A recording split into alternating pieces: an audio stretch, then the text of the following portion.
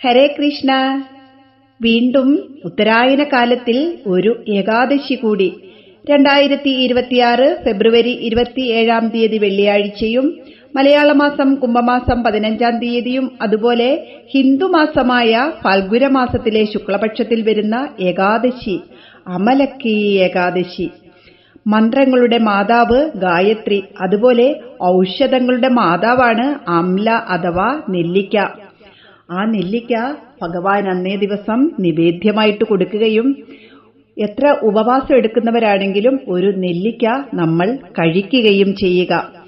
ഈ പ്രാവശ്യത്തെ ഹരിവാസര സമയം വരുന്നത് 27 ഉച്ചതിരിഞ്ഞ് 4:05 മുതൽ 28 രാവിലെ 4:05 വരെയാണ്. അതുപോലെ പാരണ സമയം 28 6:53 മുതൽ 9:11 വരെയാണ്.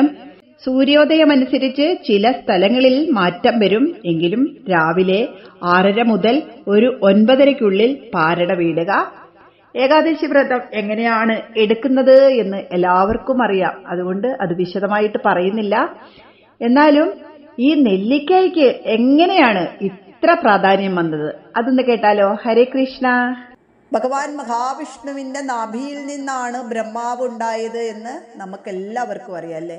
അപ്പോൾ ആ ബ്രഹ്മാവ് ചിന്തിച്ചു, ഞാൻ എന്താണ് ചെയ്യേണ്ടത്, എൻ്റെ ഉദ്ദേശം എന്താണ്, ഞാൻ എവിടെ നിന്നാണ് വന്നത്. അങ്ങനെ ചിന്തിച്ച് ഭഗവാൻ മഹാവിഷ്ണുവിനെ തപസ് ചെയ്യുകയാണ് ബ്രഹ്മാവ്. 1000 വർഷങ്ങൾ നീണ്ടു നിന്നു എന്നാണ് പറയുന്ന ആ തപസ്. അങ്ങനെ തപസ്സിനൊടുവിൽ ആ സച്ചിദാനന്ദ സ്വരൂപം ബ്രഹ്മാവിന്റെ മുന്നിൽ പ്രത്യക്ഷപ്പെട്ടു. അപ്പോൾ ആ ബ്രഹ്മാവിന്റെ കണ്ണിൽ നിന്ന് വന്ന കണ്ണുനീർ ഭഗവാന്റെ പാദത്തിൽ പതിക്കുകയും അതൊരു നെല്ലിക്ക മരമായി തീരുകയും ചെയ്തു. അങ്ങനെ ഭഗവാൻ മഹാവിഷ്ണു അന്നേരം അരുൾ ചെയ്തു, ആരാണോ ഈ നെല്ലിമരത്തെ പൂജിക്കുകയും സംരക്ഷിക്കുകയും ചെയ്യുന്നത് അവൻ എൻ്റെ ലോകത്തിൽ വരും, അല്ലെങ്കിൽ വൈകുണ്ഠം കിട്ടും, മോക്ഷം കിട്ടും എന്ന് പറയുകയും അത് ഒരു തത്വമാണ്. നമുക്ക് നെല്ലിക്ക കഴിക്കുന്ന ആൾക്ക് ഒരിക്കലും അസുഖം ഉണ്ടാകില്ലെന്നാണ് പറയുന്നത്.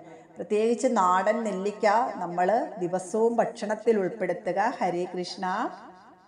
അത്രയ്ക്കും പ്രാധാന്യമുള്ള ഈ അമലക്കി ഏകാദശി ദിവസം എല്ലാവരും എങ്ങനെയാണോ കൃഷ്ണന് തുളസി, അതുപോലെ തന്നെ അല്ലെങ്കിൽ മഹാവിഷ്ണുവിന് തുളസി എന്ന പോലെ ആ നെല്ലിമരത്തെ പൂജിക്കുകയും നെല്ലിമരം ഉള്ളവര് അതിന് വെള്ളമൊഴിച്ചു കൊടുത്തിട്ട് ഒരു മൺചെരാതിൽ നെയ്വിളക്ക് തെളിച്ച് വെക്കുകയും ചെയ്യുക, അതിന് പ്രദക്ഷിണം ചെയ്യുകയും ചെയ്യുക. അതുപോലെ അന്നത്തെ ദിവസം പൂർണ്ണ ഉപവാസം എടുക്കാതെ ഒരു നെല്ലിക്കയെങ്കിലും കഴിക്കുക, ഭഗവാനും നിവേദിക്കുക. അമ്പലത്തിൽ പോകുന്നവർ അവിടെയും നെല്ലിക്ക മേടിച്ച് സമർപ്പിക്കുക.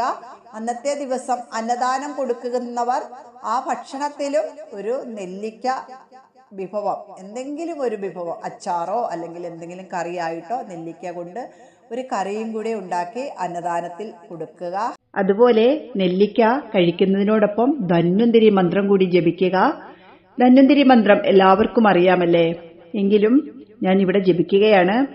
ഓം നമോ ഭഗവതേ വാസുദേവായ ധന്വന്തരയെ അമൃതകലശകസ്തായ സർവാമയ വിനാശായ ത്രൈലോക്യനാഥായ മഹാവിഷ്ണവേ നമഃ.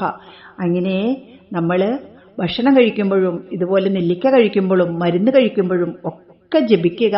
അപ്പോൾ ആ മരുന്നിനൊപ്പം ആ ഭഗവാന്റെ അനുഗ്രഹം കൂടി ഉണ്ടാകും. ഹരേ കൃഷ്ണ.